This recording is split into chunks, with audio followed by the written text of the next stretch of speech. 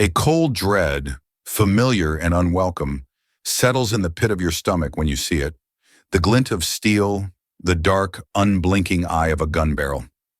Now imagine that barrel is pointed directly at your chest in the middle of a crowded shopping mall, held by a police officer whose face is a mask of pure, unadulterated rage. He's yelling, "You're trying to stay calm," and hundreds of cell phones are recording your potential last moments. But this isn't just another tragic headline in the making. This is the story of the hunter becoming the hunted, of a carefully laid trap snapping shut in the most explosive way possible. Because the woman on the other end of that gun, she's not just an innocent shopper. She's Special Agent Maya Reynolds of the FBI, and the man threatening to end her life is the very subject of her career-defining investigation. The Northgate Galleria was a cathedral of consumerism, all gleaming marble floors, soaring glass ceilings, and the gentle, piped-in melodies of a string quartet. It was the last place you'd expect the raw, ugly face of injustice to appear. But for FBI Special Agent Maya Reynolds, it was a hunting ground. For 3 weeks, she had been a ghost in this polished world, a shadow with a Nordstrom bag and a venti latte. Her target wasn't a terrorist or a mob boss. He was far more common, and in many ways, far more dangerous. Officer Mark Callahan of the Oak Haven Police Department. Callahan was a cop's cop, a 10-year veteran with a chest full of commendations and a reputation for being a hard charger. To his superiors and the powerful police union, he was a hero. But to the Civil Rights Division of the Federal Bureau of Investigation, he was a predator. His file, codenamed Operation Bulldog, was thick with complaints, all from minority residents, all detailing excessive force, illegal searches, and brutal roadside interrogations. There was the case of Marcus Thorne, a college student left with a fractured orbital bone after being pulled over for a broken taillight, and David Chen, a shop owner whose store was tossed without a warrant because Callahan had a gut feeling. The problem was, none of it stuck. Callahan's reports were masterpieces of defensive prose. Witnesses suddenly developed amnesia. Body cam footage was mysteriously corrupted. The Oak Haven PD's Internal Affairs Department, run by Callahan's old academy buddy, cleared him every single time. He was untouchable, a cancer hiding behind a badge. So the FBI had sent Maya. At 32, she was one of the sharpest agents in the division, a graduate of Howard University and Georgetown Law with a mind like a steel trap and a deep personal understanding of the two faces of justice in America. Her undercover role was simple: to observe Callahan in a low-stress environment. He moonlighted as off-duty security at the Galleria, a cushy gig that mostly involved directing lost tourists and telling teenagers to pull up their pants. The Bureau's theory was that a man with Callahan's kind of rage couldn't keep it bottled up. Eventually, the mask would slip. On this Tuesday afternoon, Maya was nursing a lukewarm coffee at a small cafe table overlooking the main atrium. She wore ripped jeans, a vintage concert t-shirt, and oversized sunglasses, the polar opposite of her usual crisp, professional FBI attire. She blended in perfectly. Across the atrium, she watched Callahan. He was standing with a younger, fresh-faced officer, probably a rookie named Chris Evans, according to the file. Callahan wasn't just standing guard. He was scanning the crowd with a predator's intensity. His eyes lingered too long on black teenagers, on a Hispanic family laughing near the fountain. He saw threats where there were only people. Maya's phone buzzed. It was a text from her supervisor, Assistant Special Agent in Charge David Peterson. "Anything?" She typed back. "Negative, same as yesterday. He's a statue with a scowl." Peterson replied almost instantly. "Stay sharp. A bulldog always bites eventually." Maya took a sip of her coffee and watched as a woman, elegantly dressed, hurried past Callahan, accidentally dropping a credit card without noticing. It was a Platinum Amex. Maya saw it, and she saw Callahan see it. The officer didn't call out to the woman. He didn't pick it up and turn it into mall security. Instead, a slow, predatory smile spread across his face. He bent down, picked up the card, and slipped it into his pocket. Maya's heart hammered against her ribs. This was it. Not the violent outburst she expected, but something just as insidious. A small act of corruption, of theft. She discreetly turned on the audio recorder on her phone and activated the pinhole camera on her purse. The plan had been to observe, but protocol allowed for adaptation. She needed to create a pretext, to interact with him, to see what he would do. She finished her coffee, stood up, and began to walk a wide, slow arc toward the main exit, a path that would take her directly past Callahan and his partner. As she walked, she accidentally let her own wallet slip from her purse, spilling her driver's license and a few credit cards onto the polished floor. It was a classic, simple move. She bent down to gather her things, making a small show of being flustered.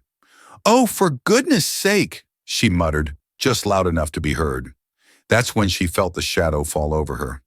"Having some trouble, ma'am?" The voice was deceptively calm, but it held an undercurrent of steel that Maya had come to recognize from hours of listening to interrogation tapes. She looked up into the smug face of Officer Mark Callahan. "Just clumsy today, officer," Maya said, offering a disarming smile as she tucked her cards back into her wallet. "Thank you." She made to stand, but Callahan didn't move. He was a wall of blue wool and coiled muscle, blocking her path. His eyes weren't looking at her face. They were fixed on her wallet. "That's a lot of plastic you got there," he said, his tone shifting from feigned concern to pointed suspicion. His younger partner, Officer Evans, shifted his weight uncomfortably beside him. "I suppose," Maya said, her internal alarm bells ringing loudly. She kept her demeanor open and non-threatening. "You have a good day, officers." She tried to step around him. He shifted his body, blocking her again. "Hold on a second. Let me see some ID." This was the moment, the pivot. "Is there a problem, officer?" she asked, her voice steady. "You dropped a wallet full of credit cards. We've had reports of a credit card theft ring operating in this area.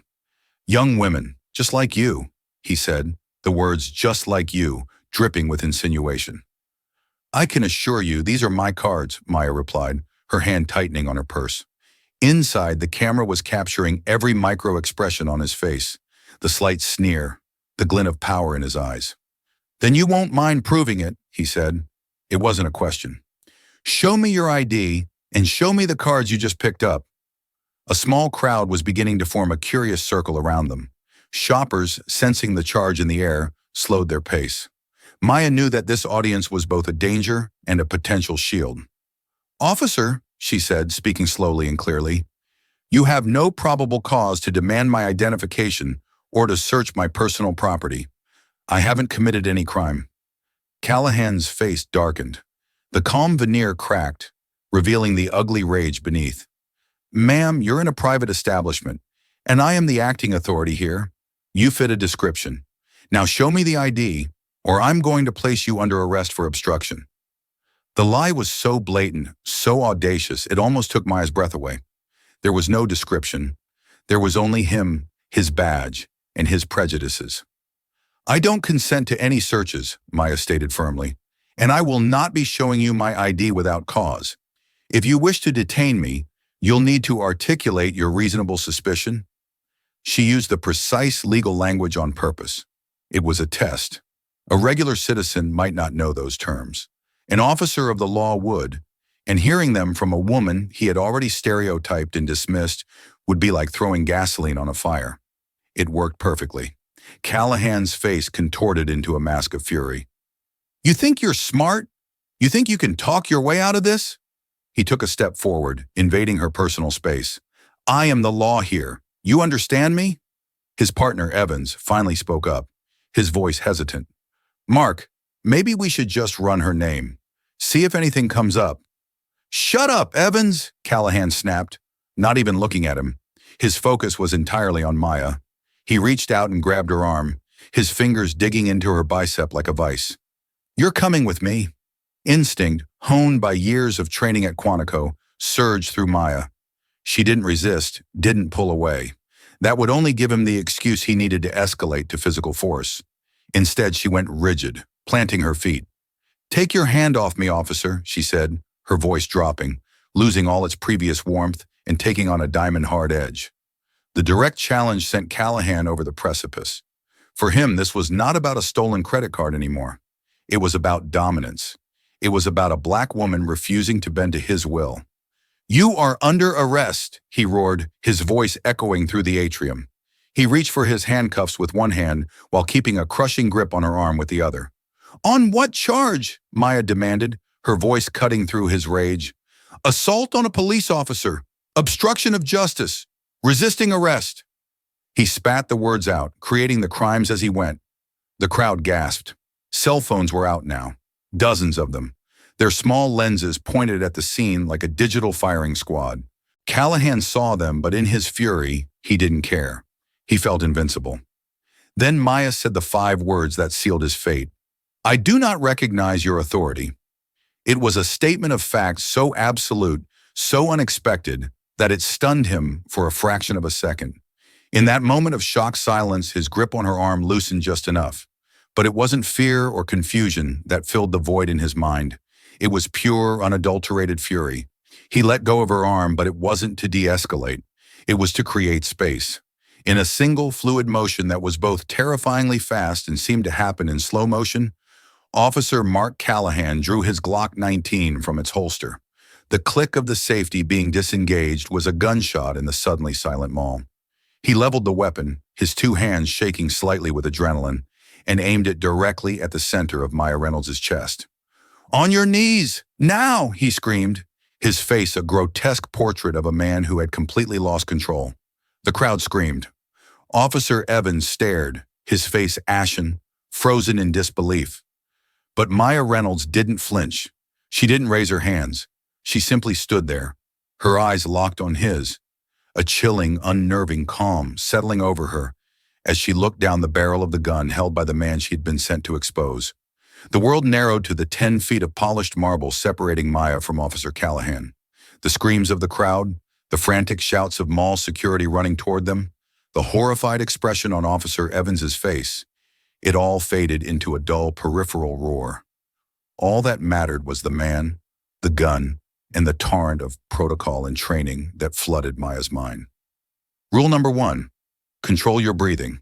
Panic is a contagious disease, and you will not be patient 0. She took a slow, deliberate breath, letting it out just as slowly. She kept her hands visible, open at her sides, a universal sign of non-aggression. Her eyes remained locked on Callahan's. She saw the tremor in his hands, the wild, unfocused rage in his eyes. He wasn't just a threat. He was a liability, a bomb with a lit fuse.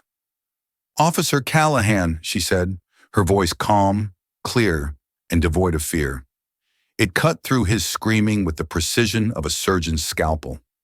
Using his name was a calculated move, a psychological jab to remind him of his identity, to pull him back from the brink of whatever abyss he was teetering over. "Don't you say my name!" he shrieked, spittle flying from his lips. "Get on the ground! On the ground now!" "I will not be getting on the ground," Maya stated, not as a defiance but as a simple fact. "You have made a grave error, and I am giving you one opportunity, your only opportunity, to correct it. Lower your weapon."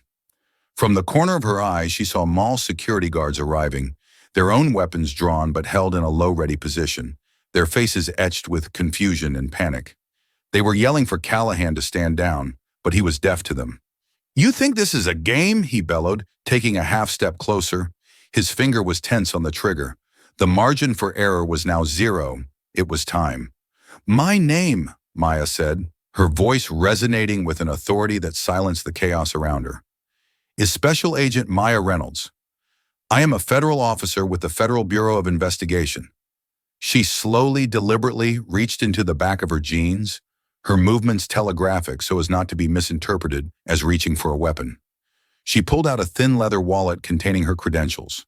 She flipped it open with a practiced flick of her wrist, displaying the golden FBI shield and her official identification.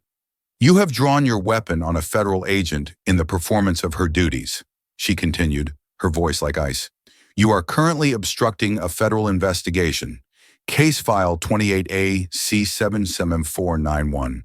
Codenamed Operation Bulldog. Your target, Officer Callahan, is you." The words hit the air with the force of a physical blow. Callahan's face, which had been a mask of crimson rage, went slack. The color drained from it, leaving a pasty, sickly white. His eyes darted from Maya's unflinching gaze to the gold shield, then back. Disbelief warred with dawning, stomach-churning horror. That's, that's fake, he stammered, but his voice lacked all conviction. The bravado had vanished, replaced by a desperate, cracking uncertainty. His partner, Chris Evans, looked as if he'd been struck by lightning. His mouth hung open, his eyes wide with a mixture of terror and awe. He looked at Maya, truly looked at her for the first time, and saw not the person his partner had profiled, but a figure of immense and terrifying authority. The pinhole camera on my purse and the audio recorder on my phone have captured this entire exchange, from your initial, baseless stop to this moment, Maya informed him, her tone clinical. Every word, every threat, including your illegal confiscation of a stolen credit card belonging to a Mrs. Eleanor Vance, which I believe is currently in your right front pants pocket. That last detail shattered what little composure Callahan had left. His eyes widened in pure animal panic. It was one thing to be accused of drawing his weapon. It was another to be caught in a petty, provable crime by the goddamn FBI. His gun hand, which had been trembling with rage, now trembled with fear. The barrel of the Glock wavered, dipping toward the floor. Lower your weapon. Now, Maya commanded, each word a hammer blow. With a choked sob that was part rage and part utter despair, Officer Mark Callahan, slowly, shakily, lowered his gun. The instant the weapon was no longer pointed at her, two mall security guards surged forward, flanking him. Simultaneously, Maya pulled out her own phone. She didn't call 911. She hit a single number on her speed dial. It was answered on the first ring. Peterson, the voice on the other end said. ASAC Peterson, this is Special Agent Reynolds, Maya said, her voice never wavering, her eyes still locked on the broken man in front of her. Execute the warrant. We have him. The situation is active. She paused, glancing at the gun now hanging limply in Callahan's hand. And he is a definitive flight and safety risk. Advise responding units that the suspect is armed and has already demonstrated a willingness to use lethal force against federal law enforcement. In that moment, standing in the center of the Northgate Galleria, surrounded by a stunned and silent crowd, the power dynamic had not just shifted, it had been inverted with the force of a tectonic plate. The hunter was now caged. The prey was now in absolute control. And for Officer Mark Callahan, the world as he knew it had just come to a permanent, crashing end. The 10 minutes that followed were a masterclass in controlled chaos. Before the local Oak Haven police could even dispatch a cruiser, two unmarked black sedans screeched to a halt at the mall's main entrance, sirens blaring. Men and women in dark blue windbreakers with FBI emblazoned in bold yellow letters swarmed the atrium. They moved with a purpose and efficiency that made the mall cops and the shell-shocked Officer Evans look like amateurs. The scene was secured with ruthless precision. The crowd was pushed back. Witnesses were calmly but firmly separated and identified for later interviews. One agent took possession of Callahan's service weapon. Another expertly retrieved the stolen Amex from his pocket, dropping it into an evidence bag. Callahan himself stood frozen, a statue of disbelief, his face a pallid gray. He was not yet in handcuffs, a professional courtesy that was about to expire, but he was flanked by two grim-faced agents who looked as if they could snap him in half without breaking a sweat.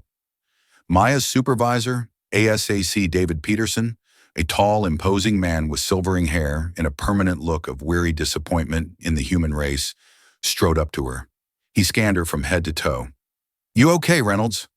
I'm fine, sir, she said, the adrenaline beginning to recede, leaving a cold, clear focus in its wake. Your report will need to be detailed, he said, a slight understatement. He glanced over at Callahan, his lip curling in disgust. Idiot. We gave him enough rope to hang a herd of elephants, and he braided it into a noose for himself. The first Oak Haven PD car finally arrived. The sergeant who stepped out, a heavy-set man named Miller, was a friend of Callahan's. He saw the FBI jackets, his friends surrounded, and immediately went on the defensive. What the hell is going on here, he demanded, puffing out his chest. This is our jurisdiction. Peterson turned to face him, his sheer presence making the sergeant take an involuntary step back. Your jurisdiction is currently a federal crime scene, Sergeant. One of your officers has committed aggravated assault against a federal agent. So with all due respect, this is my jurisdiction now. You and your men will secure the perimeter and direct traffic. Is that understood?" The sergeant's face flushed with anger, but he saw the cold, unyielding authority in Peterson's eyes and wisely shut his mouth. The balance of power was clear. Within the hour, the scene had been processed, and the key players were relocated to the sterile, oppressive atmosphere of the Oak Haven Police Precinct, not for an Oak Haven PD investigation, but because the FBI was commandeering their interview rooms. Maya gave her preliminary statement, a dry, factual account of the events, her voice a monotone that betrayed none of the terror she had felt looking down the barrel of Callahan's gun. Her training was a shield, keeping the emotional trauma at bay, at least for now. Meanwhile, Callahan was in another room, and he wasn't alone. With him was Patrick O'Malley, the bulldog lawyer for the police union. O'Malley was a master of spin, a man who could turn a blatant act of police brutality into a heroic officer's split-second, life-saving decision. "They're railroading you, Mark," O'Malley was saying, his voice a low, conspiratorial growl. "This is a setup. This FBI agent, Reynolds, she provoked you. She used legal jargon to confuse and agitate you. You felt your life was in danger. She made a furtive movement. You acted according to your training." Callahan, still dazed, latched onto the lifeline. Yeah, she was reaching for something. In her pants. I thought she had a weapon." "Exactly," O'Malley said, his eyes gleaming. "She refused a lawful order. She matched a description. She escalated the situation. You were the victim here, forced to draw your weapon to protect yourself and the public." It was a complete fabrication, a narrative woven from thin air, but it was a narrative that had worked dozens of times before. It was the us versus them defense, the shield of the thin blue line. The linchpin of their story, however, was Officer Chris Evans, the rookie. Evans sat in a small windowless office, a cup of styrofoam coffee growing cold in his trembling hands. An FBI agent, a calm woman named Special Agent Davies, was asking him questions. She wasn't aggressive or accusatory. She simply asked him to state what he saw, and Evans was terrified. He had been on the force for 8 months. Mark Callahan was his training officer, a man who was lauded as a hero in the precinct. To go against him was career suicide. He'd be labeled a rat, ostracized, and his life on the job would become a living hell. Every instinct for self-preservation screamed at him to back up Callahan's story. "So, in your own words, Officer Evans," Agent Davies said gently, "tell me what happened after Officer Callahan asked the woman for her identification." Evans swallowed hard. He remembered the fury in Callahan's eyes. He remembered Maya's impossible calm. He remembered the horrifying moment the gun came out, aimed not at a threat, but at a woman who had simply refused to be intimidated. He remembered there was no furtive movement. There was no threat. There was only his partner's ego, spiraling into a violent rage. She was being difficult, Evans began, his voice barely a whisper. He was trying to find the words, the right combination that would protect him without being a complete lie. "Difficult how?" Davies pressed, her gaze unwavering. "She wouldn't show her ID," he stammered. Just then the door opened and the union lawyer, O'Malley, stuck his head in. "Officer Evans, you don't say another word. This interview is over." He shot a venomous glare at Agent Davies. "My client will not be answering any more questions without me present." Davies simply nodded, a small, knowing smile on her face. She had seen this 100 times. The system was circling the wagons, closing ranks to protect its own. But she, Maya, and ASAC Peterson knew something that O'Malley and Callahan didn't. The mall had over 200 high-definition security cameras, and dozens of civilians had captured the incident on their phones. O'Malley could build his narrative, and Evans could be pressured into silence. But in the 21st century, video was the great equalizer. The hard karma was already in motion, a digital tidal wave that was about to come crashing down on Officer Mark Callahan and the system that had protected him for far too long. The days following the mall incident were a grueling siege. For Maya, the work shifted from the field to a cramped office, surrounded by monitors displaying different camera angles of the confrontation. She was officially the victim in an assault case, but she was also the lead investigator on the larger civil rights case against Callahan. It was a strange, disorienting duality. One moment she was giving a statement to a fellow agent about the fear she felt, and the next she was directing the analysis of Callahan's financial records. The public reaction was explosive. Civilian videos of the incident went viral within hours. News outlets played the clip on a loop. A white police officer, face twisted in rage, holding a gun on a calm, unarmed black woman. The narrative was powerful and on the surface, simple. But the Oak Haven PD, guided by Patrick O'Malley, launched a ferocious counteroffensive. Callahan, placed on paid administrative leave, gave a single tearful interview to a friendly local news anchor. "My life was in danger," he claimed, his voice choked with emotion. She made a move for her waistband. "I had a split second to make a decision. With the threats against law enforcement today, I did what I had to do to go home to my family." He was painted as the hero, the victim of a calculated provocation. The phrase anti-police rhetoric was used repeatedly. The union leaked Maya's name to the press. Suddenly, her face was everywhere. Pro-police blogs and right-wing news sites dug into her past, trying to paint her as a radical activist with a vendetta against law enforcement. They found nothing, of course, but that didn't stop them from manufacturing insinuations. She was forced to change her phone number after a deluge of death threats. The siege was not just legal, it was personal. "They're trying to put you on trial," Esek Peterson said, sliding a thick file onto her desk. "Standard playbook. If you can't defend the action, attack the victim." "Let them," Maya said, not looking up from a monitor where she was syncing an audio file with a security camera angle. "It just shows their desperation." The file Peterson had given her was the reason for her focus. It was the original case, the one that had started Operation Bulldog, the assault on Jamal Hayes. Jamal was a 19-year-old community college student who had been pulled over by Callahan for allegedly rolling through a stop sign.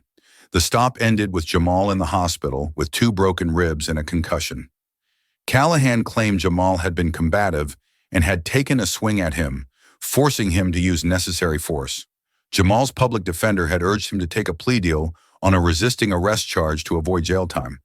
With the new scrutiny on Callahan, Jamal Hayes had found his courage. He agreed to speak with Maya again. The interview took place in a sterile FBI conference room. Jamal was a quiet, nervous young man who barely made eye contact. He spoke in a low murmur, recounting the night that had derailed his life. "He pulled me over, said I didn't stop fully," Jamal recounted, his hands fidgeting. "He was just angry from the start. He was shining his flashlight in my eyes, asking where I was going, what I was doing in this neighborhood. I tried to be polite, you know. 'Yes, sir. No, sir.' But everything I said seemed to make him madder." Jamal explained that when he reached into his glove box to get his registration, Callahan had ripped the car door open and dragged him out onto the pavement. "He said I was reaching for something." "The same thing he said about you," Jamal said, finally looking at Maya, a flicker of connection in his eyes. "He slammed me against the car. I never tried to hit him. I just tried to cover my head. He kneed me in the ribs. Again and again. His partner, the other cop, he just watched." "His partner?" Maya asked, her pen pausing over her notepad. "Was his partner Officer Evans?" Jamal shook his head. "No, this was before him. It was an older guy, Officer Riley. He retired a few months after." A new name, a new lead. While one team was building the airtight case for the assault at the mall, Maya tasked another team with finding the retired Officer Riley. Meanwhile, Mark Callahan was becoming unhinged. Confined to his home, watching his face plastered across the news, he felt the walls closing in. The union's support felt hollow. He started drinking heavily. He made angry, rambling posts on social media under an anonymous account, and he tried to intimidate the one person he thought he could break. Officer Chris Evans. Evans received a text from a blocked number. "Rats get what they deserve. Keep your mouth shut if you know what's good for you and your family." Another followed a day later. "Think about your career. Think about your future." Evans was terrified. He showed the text to his wife, who begged him to tell the FBI. But he was trapped between his fear of Callahan and his fear of being ostracized by the only professional brotherhood he had ever known. He felt like he was drowning. He stopped sleeping. Every knock on the door made him jump. The siege was working. The pressure was building on everyone, and it was only a matter of time before something or someone finally broke. The search for the retired officer, Frank Riley, ended in a quiet suburb 3 hours north of Oak Haven. He was living on his pension, spending his days gardening and trying to forget the 30 years he had spent wearing a badge. When two FBI agents showed up at his door, he wasn't surprised. He seemed almost relieved. "I knew this day would come," he said, ushering them into a living room filled with photos of his grandchildren. It was only a matter of time with Mark. Riley, free from the pressures of the force and the code of silence, talked. He described Callahan as a ticking time bomb who saw every interaction with a minority citizen as a personal challenge. He recounted the night of Jamal Hayes' arrest with a weary shame. "The kid did nothing," Riley said, his voice heavy with guilt. "He rolled the stop sign, maybe, a $50 ticket. But Mark saw him, and it was like a switch flipped. He baited him, pushed him. When he pulled the kid out of the car, I should have stepped in, but I didn't." "Why not?" one of the agents asked. "Because it's what you do," Riley sighed. "You back up your partner. You write the report to match his story. You lie on the stand if you have to. It's the wall, the blue wall. And if you make a crack in it, it comes crashing down on you." He agreed to give a formal, sworn statement. It was the first major crack in the case, a direct contradiction to Callahan's official report, coming from his own partner. Back in Oak Haven, Chris Evans was reaching his breaking point. The anonymous threats had escalated. A dead rat was left on his doorstep. His car tires were slashed in the precinct parking lot, a clear message that he wasn't safe, even among his own. The other officers were shunning him, giving him the silent treatment. He was an outcast, a pariah. One night, his wife, Sarah, found him sitting in their dark living room, staring at his service weapon on the coffee table. "Chris, this has to stop," she pleaded, her eyes filled with tears. "This isn't just about your career anymore.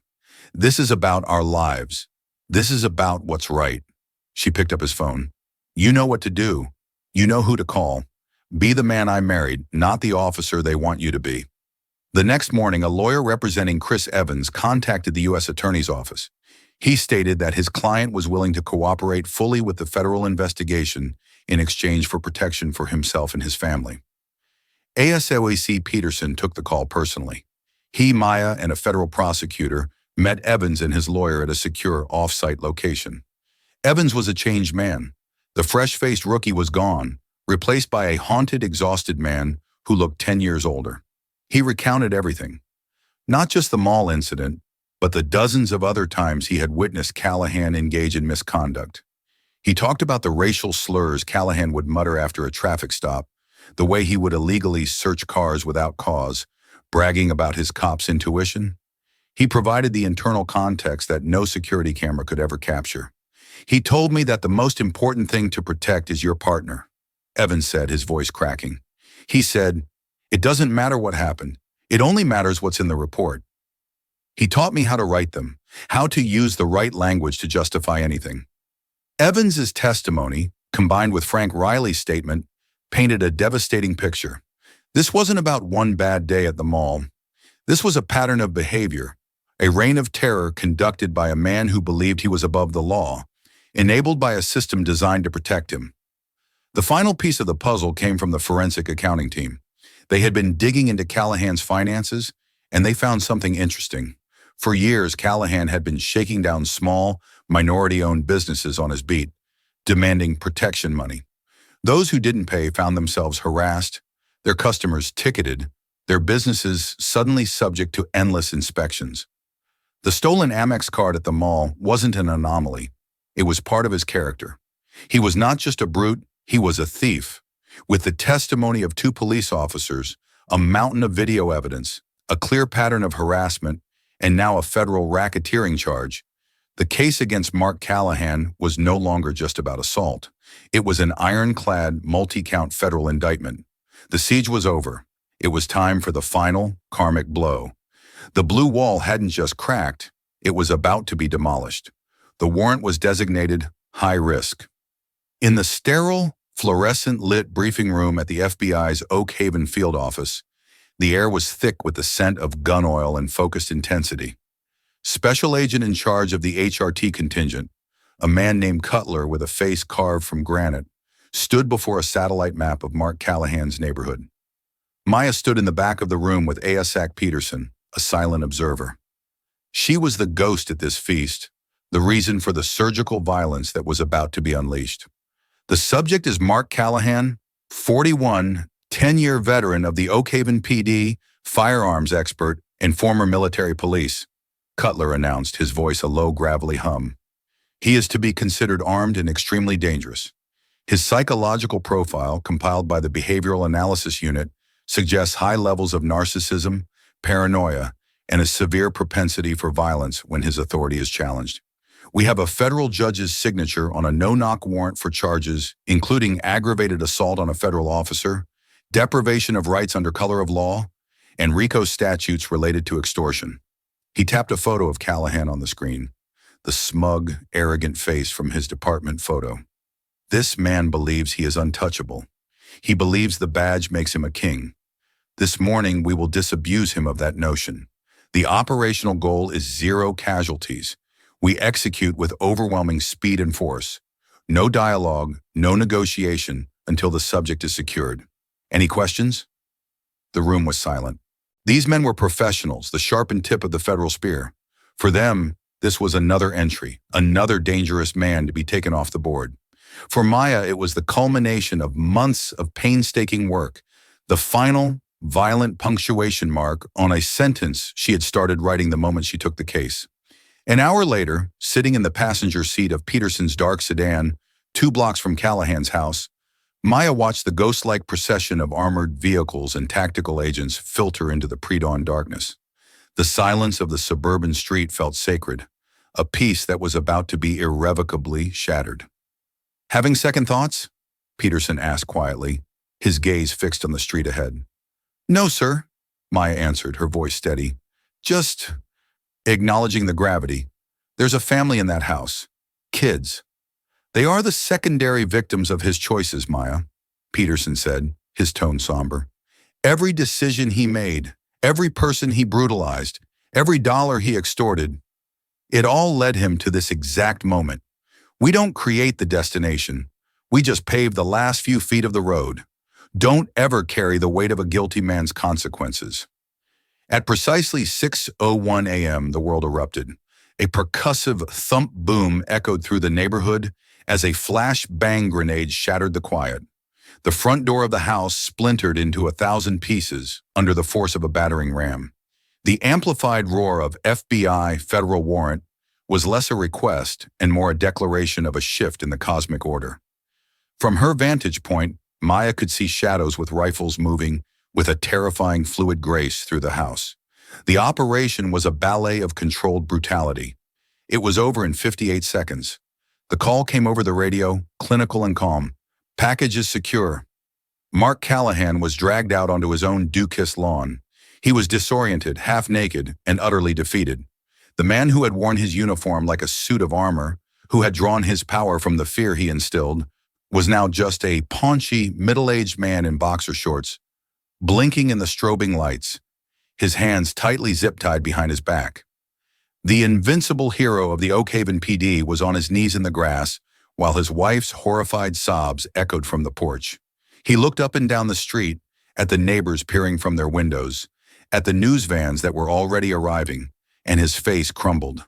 The fury was gone, replaced by the stark, pathetic terror of a man who had just lost everything. The trial was a public spectacle. The U.S. Attorney's Office made it their landmark case, a clear message against police corruption. Callahan's new lawyer, a harried public defender, appointed after the police union cut him loose, was hopelessly outmatched. The prosecution's case was a methodical demolition. They presented the mall security footage on a giant screen, playing the incident from 4 different angles in perfect, damning synchronicity. They showed the jury the dozens of cell phone videos, an undeniable chorus of Callahan's unhinged rage. But the most powerful moments came from the witness stand. The retired officer, Frank Riley, his face etched with regret, detailed the long-standing pattern of abuse, culminating in his shame-filled account of Jamal Hayes' beating.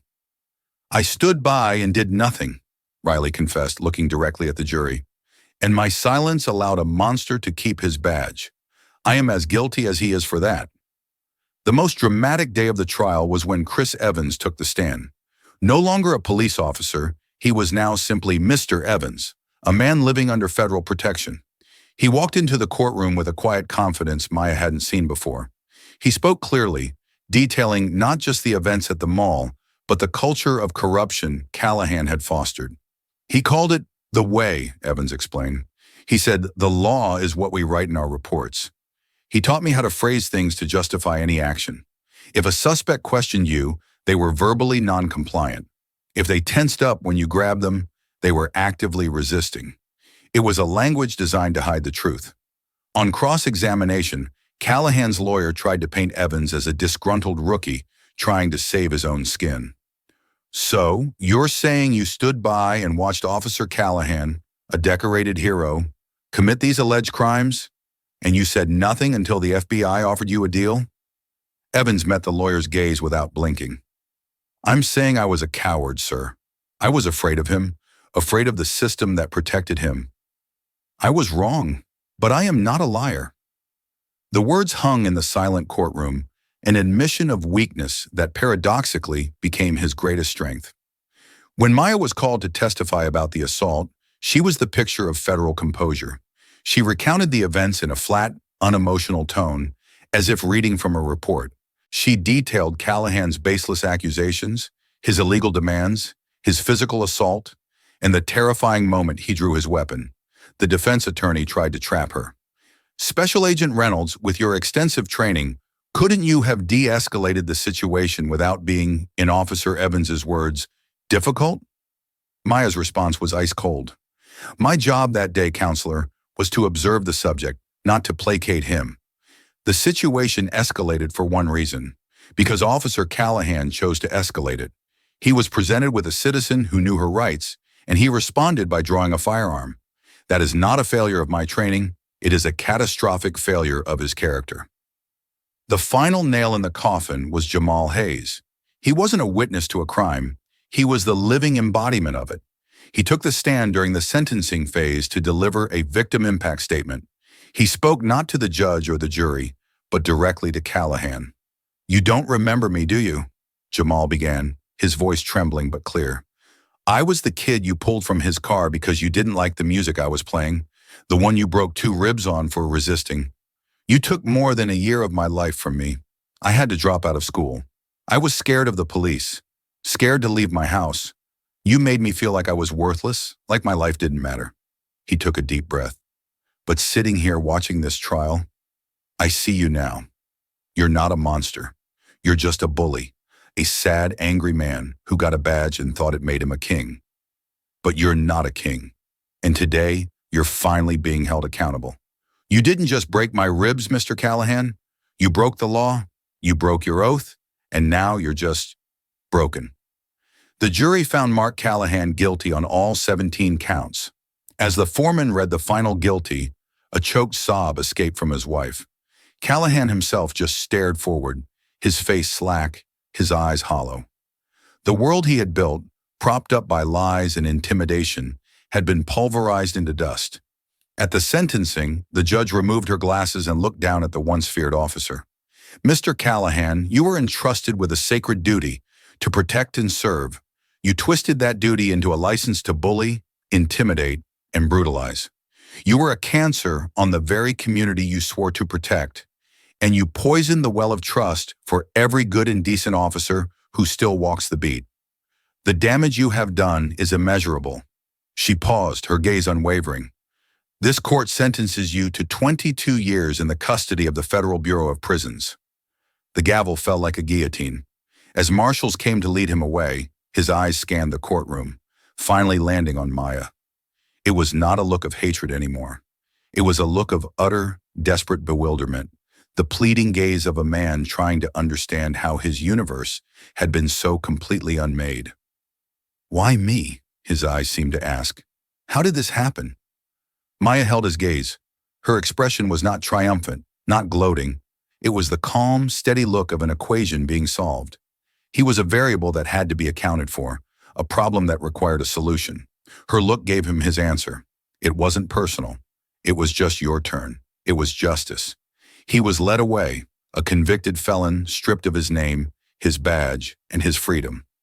Outside, the Department of Justice was formally announcing a sweeping pattern or practice investigation into the Oak Haven Police Department. The reckoning had not ended with Mark Callahan. It had only just begun. The blue wall was coming down, brick by painful brick. The story of Special Agent Maya Reynolds and Officer Mark Callahan is a stark reminder that the systems we build to protect us can also harbor those who would do us harm. It shows that true accountability often requires an extraordinary catalyst. A moment so shocking it rips away the veil of complacency.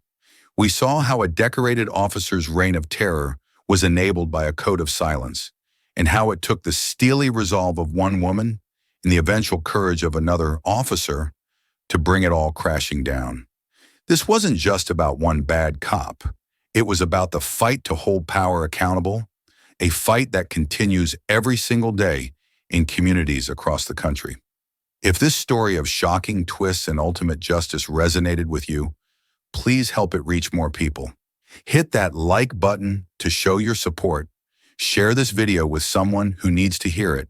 And most importantly, subscribe to the channel and turn on notifications. We bring you compelling, true-to-life dramas every week, and you won't want to miss what's coming next. Thank you for listening.